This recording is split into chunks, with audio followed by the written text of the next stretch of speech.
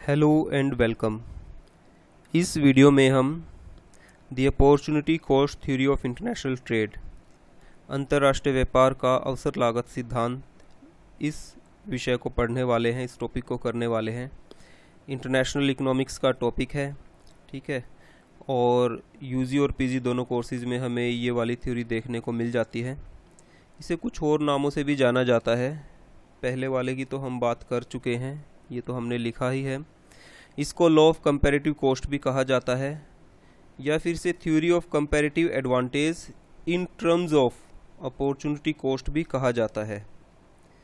इस थ्योरी के बारे में बेसिकली तो जिस व्यक्ति ने इसका प्रतिपादन किया है, ये फ़ोटो देखिए आप, गोटफ्राइड हैबरलर है, एक ऑस्ट्रियन अमेरिकन इकोनॉमिस्ट इन्हें कह सकते हैं। ऐसा इसलिए कह सकते हैं क्योंकि बेसिकली ये पैदा तो मूल रूप से ऑस्ट्रिया में हुए थे, हंगरी में, लेकिन 1936 में ये यूएसए चले गए थे। 1936 में यूएसए चले गए थे। वहाँ जाकर इन्होंने हार्वर्ड यूनिवर्सिटी में इकोनॉमिक्स डिपार्टमेंट ज्वाइन किया, और जोसेफ शुम्पीटर, जो कि इकोनॉमिक्स में बहुत बड़ा नाम है, ट्रेड साइकिल थ्योरीज़ की फील्ड में इन्होंने काम किया है, इनके साथ मिलकर इन्होंने काम किया। तो गोटफ्राइड हैबरलर का काम भी दो फील्ड्स में बेसिकली रहा है, एक तो इंटरनेशनल इकोनॉमिक्स में और दूसरा है ट्रेड साइकिल थ्योरीज़ में। तो इनकी दो पुस्तकें बहुत प्रसिद्ध हुई है। यहाँ पर ये देखिए, जो पहली पुस्तक है the theory of international trade 1936 में प्रकाशित हुई, और दूसरा है प्रोस्पेरिटी एंड डिप्रेशन 1937 में प्रकाशित हुई है।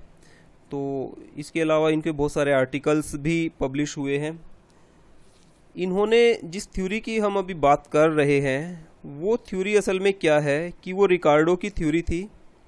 रिकार्डो की जो कंपैरेटिव एडवांटेज की जो थ्योरी हमने पिछले वीडियो में डिस्कस की थी, पिछले से पिछले में, उसी थ्योरी को इन्होंने रिफॉर्मुलेट किया है, उसको दोबारा से एक तरह से परिभाषित किया, और उस थ्योरी को इन्होंने अपॉर्चुनिटी कॉस्ट की टर्म में बताने की कोशिश की है।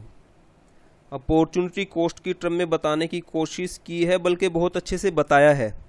तो इसीलिए आपको एक बात यहाँ पे ज़रूर ध्यान रखनी चाहिए कि थ्योरी ऑफ कंपैरेटिव एडवांटेज एक अलग थ्योरी है, और theory of comparative advantage in terms of opportunity cost एक अलग थ्योरी है, ठीक है ना। केवल अगर यहाँ से लेके यहाँ तक की बात करें तो हम रिकार्डो की थ्योरी की बात करते हैं, और अगर हम इस पूरे की बात करें यहाँ से लेके यहाँ तक, ठीक है, तो हम हैबरलर की थ्योरी की बात करते हैं। इसे एक और नाम से अक्सर ये एग्ज़ाम में पूछ ली जाती है, आपको इस बात का ध्यान रखना है, लॉ ऑफ कंपैरेटिव कॉस्ट, ठीक है ना। अगर एडवांटेज ना लिखा हो, कॉस्ट लिखा हो, तो आपको समझ जाना है कि आपने हैबरलर की थ्योरी वहाँ पर बतानी है, उसके बारे में आपको लिखना है। अब जो हैबरलर ने जो थ्योरी दी है, वो क्योंकि रिकार्डो की थ्योरी को ही रिफॉर्मुलेट किया है, तो ऐसा इन्होंने क्या किया इसमें, देखिए, जब हमने रिकार्डो की कंपैरेटिव एडवांटेज की थ्योरी पढ़ी इंटरनेशनल ट्रेड की, तो उसमें कुछ अजम्पशंस हमने ये ली थी। ये 9 अजम्पशंस यहाँ पर दी गई है, इनका हमने उस वीडियो में अच्छे से बात की है इनके ऊपर। तो हैबरलर ने कहा कि अजम्पशन 1 से लेके 8 तक तो ईजिली रिलैक्स की जा सकती है, इनमें तो कोई बड़ी बात नहीं है। जो अजम्पशन 9 है, ये जो 9वीं मान्यता है, लेबर थ्योरी ऑफ वैल्यू, इसको उन्होंने इनवैलिड कहा। इनवैलिड किस आधार पे कहा है, देखिए, उनका मानना था कि किसी भी देश में केवल लेबर ही प्रोडक्शन का एकमात्र साधन नहीं हो सकता। और दूसरी बात इन्होंने ये कहा कि भाई, जो पिछली थ्योरी जो रिकार्डो ने दी थी, उसमें केवल लेबर को ही उत्पादन का एकमात्र साधन माना गया, और लेबर के आधार पे ही वस्तु की कीमत है वो निर्धारित की गई कि उसमें कितना लेबर का अमाउंट लगा हुआ है, कितनी मात्रा में उसमें लेबर लगी है, वो चीज़ उस वस्तु की कीमत को निर्धारित करती है। तो हैबरलर ने कहा कि ऐसा ज़रूरी नहीं है कि भाई सभी की सभी वस्तुएं केवल लेबर से ही प्रोड्यूस की जाती हो, उसमें और भी तो इनपुट्स और फैक्टर्स लगते हैं। दूसरी बात यह है कि लेबर हर प्रोडक्ट के प्रोडक्शन में फिक्स्ड अमाउंट में नहीं लगती, या एक फिक्स्ड रेशो में नहीं लगती। कुछ वस्तुएं ऐसी है जिनमें ज़्यादा लेबर की ज़रूरत पड़ती है, जैसे टेक्सटाइल या घड़ी इंडस्ट्री है। कुछ प्रोडक्ट्स ऐसे हैं जिनमें कम लेबर की ज़रूरत पड़ती है, जो मशीनों से बनते हैं। तो लेबर का जो रेशो है वो भी फिक्स नहीं है। और तीसरी बात इन्होंने कही कि लेबर होमोजीनियस नहीं है, ठीक है ना। किन्हीं वस्तुओं के उत्पादन में कुशल श्रम की ज़रूरत पड़ती है, स्किल्ड लेबर की ज़रूरत पड़ती है, और किन्हीं वस्तुओं के उत्पादन में अकुशल या कम कुशल श्रमिकों की ज़रूरत पड़ती है। तो ये कुछ कारण इन्होंने बताए और उन्होंने कहा कि इस वजह से हम इस थ्योरी को, इस अजम्पशन को वैलिड नहीं मान सकते इस थ्योरी के लिए। उन्होंने कहा चाहे कुछ भी होगा, मतलब कि ये सारी की सारी अजम्पशन भी अगर हम छोड़ दें तब भी हम इंटरनेशनल ट्रेड के कंपैरेटिव एडवांटेज थ्योरी को बता सकते हैं, और वो बता सकते हैं हम अपॉर्चुनिटी कॉस्ट की टर्म में। कैसे? तो सबसे पहले हम अपॉर्चुनिटी कॉस्ट ही जान लेते हैं। इन्होंने क्या कहा देखिए, यहाँ पे ये डेफिनेशन जो है इस बात को क्लियर कर देगी कि जब इंटरनेशनल ट्रेड होता है तो अपॉर्चुनिटी कॉस्ट का उसमें क्या रोल होता है। इन्होंने कहा the nation with lower opportunity cost in production of A commodity has a comparative advantage in that commodity and A comparative disadvantage in the second commodity. ये डोमिनिक सैल्वेटोर की इंटरनेशनल इकोनॉमिक्स की बुक है, वहाँ से डेफिनेशन हमने ली है। और इस डेफिनेशन का मतलब ये बनता है कि कोई भी देश है, यानी कि कोई देश है, उसको जिस वस्तु के उत्पादन में, मान लीजिए वो एक से ज़्यादा वस्तुएं उत्पादित करता है, तो जिस वस्तु के उत्पादन में उसकी अवसर लागत कम है, ठीक है ना, उसकी अवसर लागत कम है, उसी वस्तु के उत्पादन में उसको तुलनात्मक लाभ है। यानी कि जिस वस्तु, मान लीजिए वो दो वस्तुएं उत्पादित करता है एक्स और वाई, और एक्स वस्तु के उत्पादन में उसकी अवसर लागत कम है, तो इसका मतलब ये है कि एक्स वस्तु के उत्पादन में ही उसको तुलनात्मक लाभ है और वाई वस्तु के उत्पादन में उसको तुलनात्मक हानि। यही बात यहाँ पर लिखी गई है कि दूसरी वस्तु के उत्पादन में उसको तुलनात्मक हानि है। ये बात मान ली जाएगी ऑटोमेटिकली। इसको और अच्छे से हम डिस्कस करेंगे। देखिए, जो अपॉर्चुनिटी कॉस्ट का जो कंसेप्ट है वो हम पिछली वीडियो में अच्छे से डिस्कस कर चुके हैं, लेकिन इसको बस थोड़ा सा रिमाइंड कर लेते हैं। मैं आपको याद दिला देता हूँ कि उसमें हमने क्या डिस्कस किया था। कि भाई मान लीजिए कोई किसान है, उसके पास ये ज़मीन का टुकड़ा है, इस पूरे के पूरे टुकड़े में वो दो फसलें बोता है। आधे में वो सरसों उगाता है और आधे में वो मान लीजिए गेहूँ उगाता है। 10 यूनिट मान लीजिए वो सरसों प्रोड्यूस करता है और 10 यूनिट वो गेहूं प्रोड्यूस करता है। उसने सारी की सारी ज़मीन इन दो फसलों के उत्पादन के लिए लगा दी है। अब अगर किसान को सरसों का उत्पादन बढ़ाना पड़ जाए तो वो कैसे बढ़ाएगा, क्योंकि उसके पास ज़मीन तो है नहीं। ज़मीन कहाँ से आएगी? जब वो गेहूं का उत्पादन छोड़ेगा। तो कहने का मतलब है कि अगर सरसों का उत्पादन 10 यूनिट से बढ़ाकर 20 यूनिट उसे करना हो तो उसे 10 यूनिट गेहूं जो है छोड़ना पड़ेगा। तो ये जो 10 यूनिट गेहूं उसने छोड़ा है, ये अगले 10 यूनिट सरसों उत्पादित करने की अवसर लागत है। तो मतलब क्या हुआ कि 10 यूनिट सरसों, एम, हम मस्टर्ड को एम से लिख लेते हैं यहाँ पर, 10 यूनिट सरसों उत्पादित करने के लिए 10 यूनिट गेहूं छोड़ना पड़ा। तो इसका मतलब ये हुआ कि 1 यूनिट सरसों के उत्पादन की अवसर लागत 1 यूनिट गेहूं की छोड़ी गई मात्रा है। तो ये है आपका अपॉर्चुनिटी कॉस्ट का कंसेप्ट, यानी कि 1 यूनिट सरसों उत्पादित करने के लिए उसे इतना गेहूं छोड़ना पड़ता है। 10 यूनिट सरसों उत्पादित करने के लिए उसको इतना गेहूं छोड़ना पड़ता है।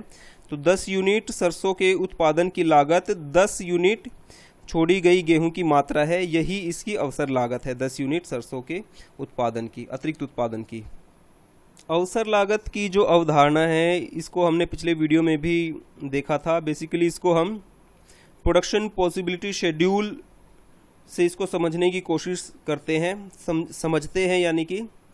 और यहाँ जो प्रोडक्शन पॉसिबिलिटी शेड्यूल की हम बात करने वाले हैं वो कांस्टेंट अपॉर्चुनिटी कॉस्ट की मान्यता पर आधारित है। तो ये कांस्टेंट अपॉर्चुनिटी कॉस्ट क्या होती है इसकी भी बात हम बीच में कर लेंगे। यहाँ पर हम एग्जांपल लेते हैं, यूएसए है। यूएसए अपने सभी साधनों का इस्तेमाल करके 2 वस्तुओं का उत्पादन कर सकता है या करता है। मान लीजिए एक गेहूं है और दूसरा है कपड़ा। अब वो अगर अपने सभी के सभी साधन गेहूं के प्रोडक्शन में लगा दे यहाँ पर, तो वो 90 यूनिट गेहूं प्रोड्यूस कर पाता है, लेकिन कपड़े का कोई प्रोडक्शन नहीं कर पाएगा। और अगर वो अपने सभी के सभी साधनों का इस्तेमाल कपड़े के प्रोडक्शन में कर ले यहाँ पर, तो वो गेहूं का कोई उत्पादन नहीं कर पाएगा, 0 यूनिट गेहूं प्रोड्यूस कर पाएगा। इसके बीच में भी वो बहुत सारे कॉम्बिनेशन प्रोड्यूस कर सकता है, लेकिन जब भी उसे किसी एक कमोडिटी का प्रोडक्शन बढ़ाना पड़ेगा तो दूसरी का उसे घटाना पड़ेगा। मैं एग्जांपल के तौर पे यहाँ पे आपको बता देता हूँ कि मान लीजिए यूएसए सोचता है कि वो कपड़े का उत्पादन करे, तो उसे 10 यूनिट कपड़ा प्रोड्यूस करने के लिए, 0 से 10 यूनिट पर जाने के लिए उसे गेहूं का कुछ प्रोडक्शन छोड़ना पड़ेगा। मान लीजिए उसने 15 यूनिट गेहूं छोड़ दिया, तो वो कितना 75 यूनिट वीट प्रोड्यूस करता है और 10 यूनिट क्लॉथ प्रोड्यूस करता है। अब मान लो वो सोचे कि वो कपड़े का प्रोडक्शन और ज़्यादा करे, ठीक है, 10 यूनिट से बढ़ाकर वो इसे 20 यूनिट करना चाहे, तो ऐसे मामले में उसको गेहूं की कुछ और मात्रा उसे छोड़नी पड़ेगी, गेहूं का कुछ और प्रोडक्शन उसे घटाना पड़ेगा। मान लीजिए वो 75 यूनिट से कम करके 60 पे आ जाता है, तो 15 यूनिट गेहूं से फिर छोड़ना पड़ा। ऐसे ही मान लो वो 20 यूनिट से बढ़ाकर 30 यूनिट करना चाहे कपड़े का उत्पादन, तो उसे फिर से कुछ गेहूं छोड़ना पड़ेगा, वो 60 से 45 यूनिट पे आ जाता है। तो हर बार उसने 10 यूनिट कपड़ा प्रोड्यूस करने के लिए 15-15 यूनिट गेहूं छोड़ना पड़ा, 10-10 यूनिट कपड़ा। इसी का मतलब होता है कांस्टेंट अपॉर्चुनिटी कॉस्ट, जो हमने बात की है ना, ये कांस्टेंट रहता है ये रेशो, ठीक है। तो ये तो कांस्टेंट अपॉर्चुनिटी कॉस्ट की बात थी। अब हम अपॉर्चुनिटी कॉस्ट की बात कर लेते हैं। यूएसए की अपॉर्चुनिटी कॉस्ट क्या बनती है इसमें। पहले हम इसी तरह की शेड्यूल एक यूके के लिए भी बना लेते हैं। ये यूके की प्रोडक्शन पॉसिबिलिटी शेड्यूल है। यही बात जो हमने यूएसए के बारे में कही है, यही बात यूके के बारे में कही है। यूके भी अपने सभी साधनों का इस्तेमाल करके मान लेते हैं कि 2 वस्तुएं उत्पादित कर सकता है, गेहूं और कपड़ा। अगर वो सभी के सभी साधनों का इस्तेमाल गेहूं के प्रोडक्शन में लगाता है तो वो 0 यूनिट कपड़ा प्रोड्यूस कर पाएगा, और अगर वो सारे के सारे साधनों का इस्तेमाल कपड़े के प्रोडक्शन में लगाता है तो कोई गेहूं उत्पादित नहीं कर पाएगा। इनके बीच में ये सारे कॉम्बिनेशन बन जाते हैं, ठीक है। तो अपॉर्चुनिटी कॉस्ट की जैसे हमने बात की है कि 10 यूनिट कपड़ा अगर वो प्रोड्यूस करना चाहे, कपड़े का उत्पादन बढ़ाना चाहे, तो गेहूं का उसे कम करना पड़ेगा। कितना कम करना पड़ेगा? 5 यूनिट। 10 यूनिट कपड़ा और उत्पादित करना चाहे तो उसे अतिरिक्त 10 यूनिट कपड़ा उत्पादित करने के लिए 5 यूनिट गेहूं छोड़ना पड़ेगा। तो ये भी इसका कांस्टेंट रहेगा। यहाँ पर भी अपॉर्चुनिटी कॉस्ट है वो कांस्टेंट ही रहेगी। अब हम बारी बारी से इन दोनों देशों के बारे में देखेंगे कि किस देश की अपॉर्चुनिटी कॉस्ट क्या बनती है। तो पहले यूएसए की बात कर लेते हैं। देखिए, यूएसए 90 यूनिट गेहूं प्रोड्यूस करने के लिए उसको 60 यूनिट क्लॉथ छोड़ना पड़ता है। 90 यूनिट गेहूं उत्पादित करने के लिए 60 यूनिट कपड़ा छोड़ना पड़ता है। तो 1 यूनिट गेहूं उत्पादित करने के लिए उसे कितना कपड़ा छोड़ना पड़ा? 60/90 यानी कि 2/3 यानी कि 0.67 यूनिट कपड़ा उसको छोड़ना पड़ता है 1 यूनिट गेहूं उत्पादित करने के लिए, ठीक है। यानी कि 1 यूनिट से भी कम कपड़ा छोड़ना पड़ेगा। अगर 1 यूनिट कपड़ा प्रोड्यूस करना हो उसे, तो कितना गेहूं छोड़ना पड़ेगा? 60 यूनिट कपड़ा प्रोड्यूस करने के लिए 90 यूनिट गेहूं छोड़ना पड़ेगा। 1 यूनिट कपड़ा प्रोड्यूस करने के लिए उसे 90/7 यानी कि 1.5 यूनिट गेहूं छोड़ना पड़ेगा। तो इस तरह से आप देखेंगे कि जो यूएसए की अपॉर्चुनिटी कॉस्ट है वो किस में ज़्यादा है? वो कपड़े के उत्पादन में ज़्यादा है, गेहूं के उत्पादन में कम है ना। तो इसका मतलब ये हुआ कि यूएसए को गेहूं के उत्पादन में स्पेशलाइजेशन करना चाहिए, ठीक है ना। गेहूं के उत्पादन में यूएसए को कंपैरेटिव एडवांटेज है और कपड़े के उत्पादन में इसको कंपैरेटिव डिसएडवांटेज है। तो इसी बात को हमने यहाँ पर लिखा हुआ है कि उसकी गेहूं उत्पादित करने की अवसर लागत है 0.2/3 यूनिट कपड़ा, और यानी कि 1 यूनिट से भी कम कपड़ा, और कपड़ा उत्पादित करने की अवसर लागत है उसकी 1.5 यूनिट गेहूं। तो आप देखेंगे कि गेहूं के उत्पादन में उसकी अवसर लागत कम है, कपड़े के उत्पादन में ज़्यादा है। इसी तरह यूके की भी अपॉर्चुनिटी कॉस्ट हम यहाँ पर देख सकते हैं। 30 यूनिट गेहूं उत्पादित करने के लिए 60 यूनिट कपड़ा छोड़ना पड़ता है। 1 यूनिट गेहूं उत्पादित करने के लिए 2 यूनिट कपड़ा छोड़ना पड़ता है। तो गेहूं के उत्पादन की अवसर लागत इसमें ज़्यादा है, क्योंकि अगर उसे 60 यूनिट कपड़ा उत्पादित करने के लिए केवल 30 यूनिट गेहूं छोड़ना पड़ता है, और 1 यूनिट कपड़ा उत्पादित करने के लिए 30/60 यानी कि आधा यूनिट गेहूं छोड़ना पड़ता है। तो यहाँ पर आप देखेंगे कि यूके की कपड़े के उत्पादन में अवसर लागत कम है, गेहूं के उत्पादन में अवसर लागत ज़्यादा है, क्योंकि यहाँ पर 1 यूनिट गेहूं उत्पादित करने के लिए 2 यूनिट कपड़ा छोड़ना पड़ता है, जबकि 1 यूनिट कपड़ा उत्पादित करने के लिए केवल आधा यूनिट गेहूं ही छोड़ना पड़ता है। तो इसको भी हम ऐसे ही लिख लेते हैं यहाँ पे। ये देखिए, तो इस तरह से हमने देखा कि जो यूके है उसकी कपड़े के उत्पादन में अवसर लागत कम है और यूएसए की गेहूं के उत्पादन में अवसर लागत कम है। तो इस तरह से हम देखेंगे कि यूएसए को गेहूं के उत्पादन में कंपैरेटिव एडवांटेज है, क्योंकि गेहूं के उत्पादन में इसकी अवसर लागत कम है, और यूके को कपड़े के उत्पादन में कंपैरेटिव एडवांटेज है, क्योंकि कपड़े के उत्पादन में इसकी अवसर लागत कम है। तो इस तरह से अगर दोनों देश आपस में ट्रेड करें तो कैसे होगा, यूएसए यूके को गेहूं एक्सपोर्ट करेगा और यूके यूएसए को कपड़ा एक्सपोर्ट करेगा। ठीक है, तो यहाँ तो हमने बात की है कि किस देश की किस वस्तु के उत्पादन में अवसर लागत कम है और किस वस्तु के उत्पादन में उसको तुलनात्मक लाभ है। अब ये लाभ कैसे जनरेट होते हैं उनकी भी बात कर लेते हैं। ये जो हमने यहाँ पर प्रोडक्शन पॉसिबिलिटी शेड्यूल बनाया है, इसी के बेस पे हम प्रोडक्शन पॉसिबिलिटी कर्व बनाएंगे। यहाँ पर हॉरिजॉन्टल एक्सिस पर हमने वीट लिया है और वर्टिकल एक्सिस पर हमने कपड़ा ले लिया है। ये यूएसए का प्रोडक्शन पॉसिबिलिटी शेड्यूल है, जो क्या बताता है कि यूएसए या तो 90 यूनिट कपड़ा गेहूं प्रोड्यूस कर सकता है या 60 यूनिट कपड़ा प्रोड्यूस कर सकता है, और इसके बीच के भी बहुत सारे कॉम्बिनेशंस प्रोड्यूस कर सकता है जो हमने अभी प्रोडक्शन पॉसिबिलिटी शेड्यूल में देखे। ऐसे ही हम यूके का भी प्रोडक्शन पॉसिबिलिटी कर्व बना लेते हैं। वर्टिकल हॉरिजॉन्टल एक्सिस पर वीट लेते हैं, वर्टिकल एक्सिस पर क्लॉथ ले लेते हैं, और ये यूके का प्रोडक्शन पॉसिबिलिटी कर्व है जो कि बताता है कि यूएसए अगर अपने सभी साधनों को गेहूं के प्रोडक्शन में लगा दे तो वो 30 यूनिट गेहूं प्रोड्यूस कर सकता है, और सभी साधनों को अगर कपड़े के प्रोडक्शन में लगा दे तो वो 60 यूनिट कपड़ा प्रोड्यूस कर सकता है। अब मान लेते हैं कि अभी कोई ट्रेड नहीं हुआ है दोनों के बीच में, और दोनों के दोनों देश डोमेस्टिकली ही प्रोड्यूस करते हैं और डोमेस्टिकली प्रोडक्शन को ही कंज्यूम करते हैं। तो पहले यूएसए की बात करते हैं। ये वाला पॉइंट देखिए, पॉइंट ए, इसके ऊपर क्या बताया गया है, एक कॉम्बिनेशन बताया गया है वीट का और क्लॉथ का जो यूएसए में प्रोड्यूस किया जाता है। 45 यूनिट वीट प्रोड्यूस किया जाता है और 30 यूनिट क्लॉथ प्रोड्यूस किया जाता है। ठीक है, और यही डोमेस्टिकली प्रोड्यूस किया जाता है और डोमेस्टिकली यही कंज्यूम किया जाता है। ठीक है, ऐसे ही हम यूके की भी देख सकते हैं। ये पॉइंट देखिए, पॉइंट सी यूके में। ये पॉइंट क्या बताता है कि 20 यूनिट गेहूं और 20 यूनिट कपड़ा यूके डोमेस्टिकली प्रोड्यूस करता है और डोमेस्टिकली कंज्यूम करता है। तो आप यहाँ पर देखिए कि टोटल जो गेहूं का प्रोडक्शन है वो कितना हुआ, 45 यूनिट तो ये है जो यूएसए ने प्रोड्यूस किया, और 20 यूनिट ये है जो यूके ने प्रोड्यूस किया। तो टोटल प्रोडक्शन वर्ल्ड में कितना होता है, 65 यूनिट गेहूं का, और कपड़े का प्रोडक्शन कितना होता है, 50 यूनिट का। 30 यूनिट यूएसए ने प्रोड्यूस किया और 20 यूनिट यूके ने प्रोड्यूस किया।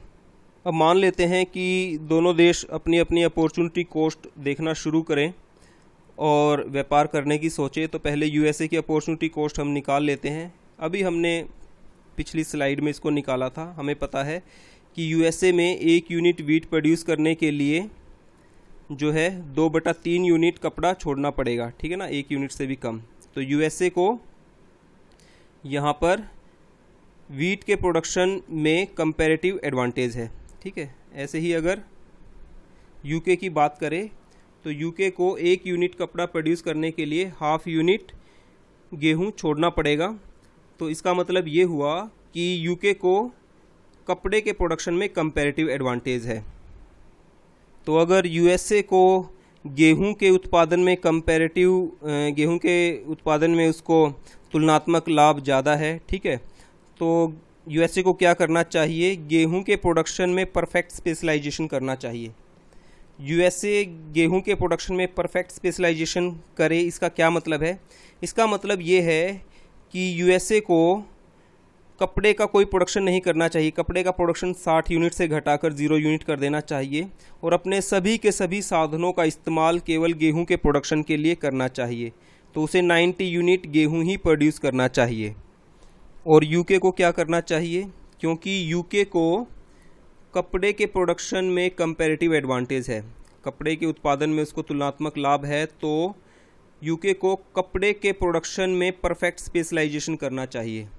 कपड़े के प्रोडक्शन में परफेक्ट स्पेशलाइजेशन का मतलब क्या है कि उसको गेहूं का कोई उत्पादन नहीं करना चाहिए, गेहूं का उत्पादन 0 करना चाहिए और अपने सभी साधनों का इस्तेमाल कपड़े के प्रोडक्शन में करना चाहिए और 60 यूनिट कपड़ा प्रोड्यूस करना चाहिए। ऐसा करने से क्या होगा? देखिए, यहाँ पे हम एक यूएसए वाले प्रोडक्शन पॉसिबिलिटी फ्रंटियर पर एक पॉइंट लेते हैं बी। ये देखिए बी में क्या है कि पॉइंट बी के ऊपर यूएसए 55 यूनिट वीट कंज्यूम करता है, 55 यूनिट वीट कंज्यूम करता है और 35 यूनिट कपड़ा कंज्यूम करता है। आप देखिए, यूएसए 55 यूनिट वीट कंज्यूम करता है और 35 यूनिट कपड़ा कंज्यूम करता है, जबकि कपड़े का तो वो प्रोडक्शन करता ही नहीं, फिर भी वो डोमेस्टिकली प्रोड्यूस्ड प्रोडक्शन से ज़्यादा कपड़ा कंज्यूम करता है। ठीक है।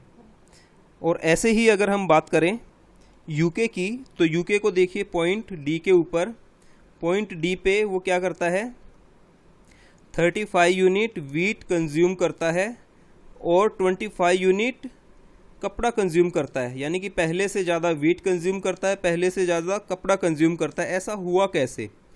अब क्योंकि जो यूके है वो 35 यूनिट वीट कंज्यूम करता है, जबकि वो वीट का कोई प्रोडक्शन ही नहीं करता, तो ये वीट आया कहाँ से है?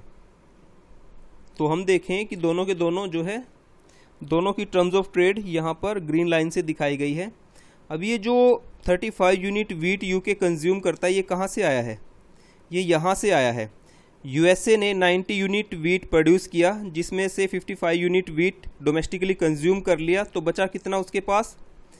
35 यूनिट। और ये 35 यूनिट वीट उसने यूके को एक्सपोर्ट कर दिया।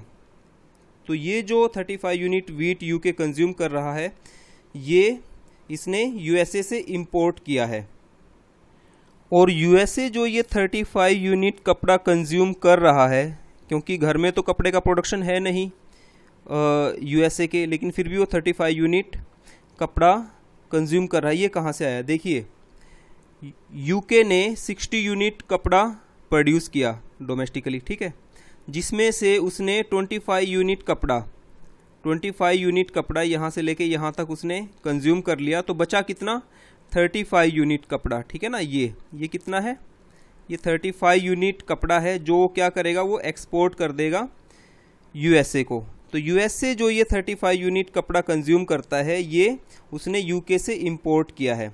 तो इस तरह से आप देखेंगे कि जब दोनों ही देशों ने अपने अपने कंपैरेटिव एडवांटेज वाली कमोडिटी के प्रोडक्शन में स्पेशलाइजेशन किया, परफेक्ट स्पेशलाइजेशन किया और फिर ट्रेड किया, तो ये ट्रेड दोनों देशों के लिए म्यूचुअली बेनिफिशियल हुआ, है ना।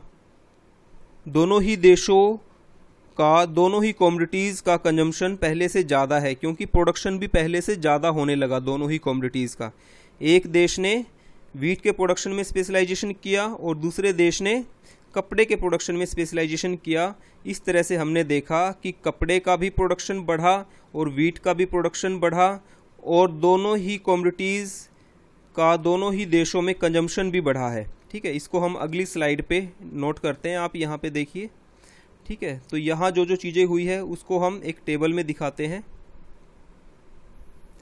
ये देखिए, यूएसए और यूके का टेबल है, यहाँ पे वीट और क्लॉथ के प्रोडक्शन की बात की गई है।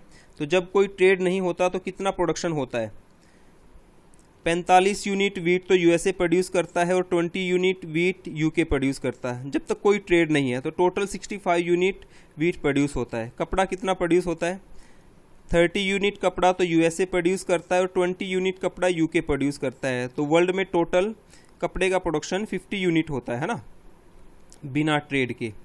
फिर इसके बाद क्या हुआ कि दोनों ने अपने अपने प्रोडक्ट में, जिनमें इनको कंपैरेटिव एडवांटेज था, स्पेशलाइजेशन किया और हमने देखा की ट्रेड होता है तो यूएसए और यूके। यूएसए क्या करता है, 90 यूनिट वीट प्रोड्यूस करता है और कपड़े का कोई प्रोडक्शन नहीं करता, कपड़ा ज़ीरो प्रोड्यूस करता है।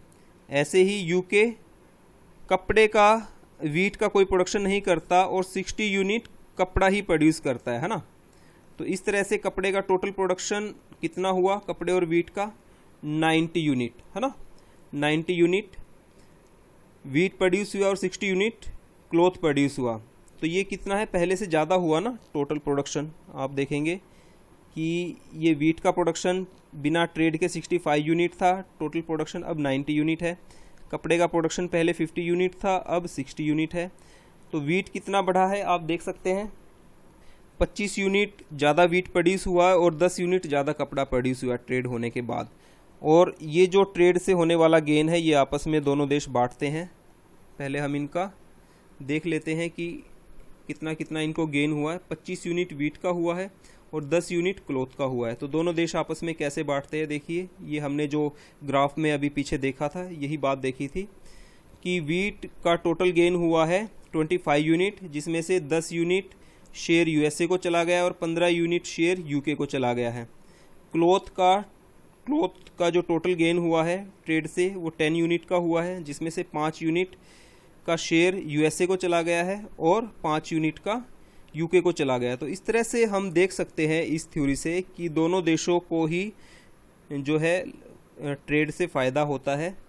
और अपॉर्चुनिटी कॉस्ट थ्योरी का जो है क्या रोल रहा है इसके अंदर। तो मैं उम्मीद करता हूँ कि ये टॉपिक आपको अच्छे से समझ आ गया होगा। मैंने अपनी तरफ से बहुत कोशिश की है, लेकिन फिर भी अगर आपको किसी पॉइंट पे कहीं पर कोई डाउट फील होता है, कोई कन्फ्यूज़न फील होता है, तो आप मुझे बता सकते हैं कमेंट करके, मैं उसको दूर करने की पूरी कोशिश करूँगा। और मैं उम्मीद करता हूँ कि ये वीडियो आपके लिए यूज़फुल रहेगा, श्योरली यूज़फुल रहेगा।